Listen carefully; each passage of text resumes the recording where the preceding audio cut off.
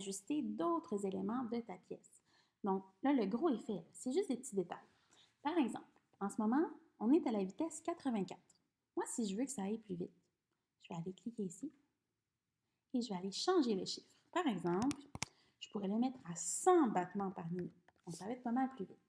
Tu peux choisir la vitesse que tu veux, d'accord? Je te demande seulement de ne pas dépasser 160 parce que ça ne sera pas beau. Là, on va aller cliquer sur le bouton Ajuster. Il me demande, est-ce que tu veux ajuster la vitesse ou non? Oui, nous, on veut que ça change. Donc, je clique sur Ajuste. Et là, ça va avoir changé de vitesse. Je te donne un petit extrait. Donc, pas mal plus rapide que tantôt. Je peux aussi changer la hauteur du son. Là, il est en si bémol, en BB, en anglais, ça fait si bémol en français. Je peux changer la tonalité. Donc, par exemple, je peux aller le placer en E, qui est la note Mi. Et là, il va changer la tonalité. Il va me redemander si je veux l'ajuster. Oui, je veux que ça change, donc je clique sur Ajuster. Et là, ça va être plus aigu. Donc, tu peux essayer plusieurs fois, tester des choses. Si tu n'aimes pas le changement que tu viens de faire, clique sur la petite flèche, ça va retourner au changement que tu avais avant. D'accord? Quand tu as tout terminé ça, très important, on va aller cliquer sur le bouton sauvegarder. D'accord?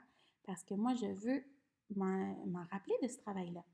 Quand tu as cliqué sur ça, après ça, moi, de mon ordinateur, je vais pouvoir regarder ce que tu as fait et te donner des petits commentaires pour que tu puisses t'améliorer. Hein? La dernière chose que tu peux modifier si tu le désires, c'est le volume.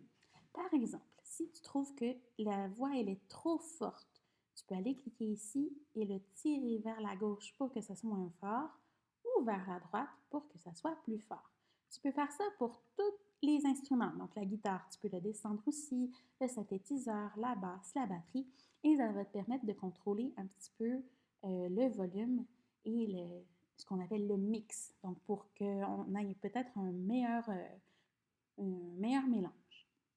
Donc, quand c'est tout fait, n'oublie pas, toujours une fois, encore de sauvegarder et viens me voir quand tu as terminé ton travail.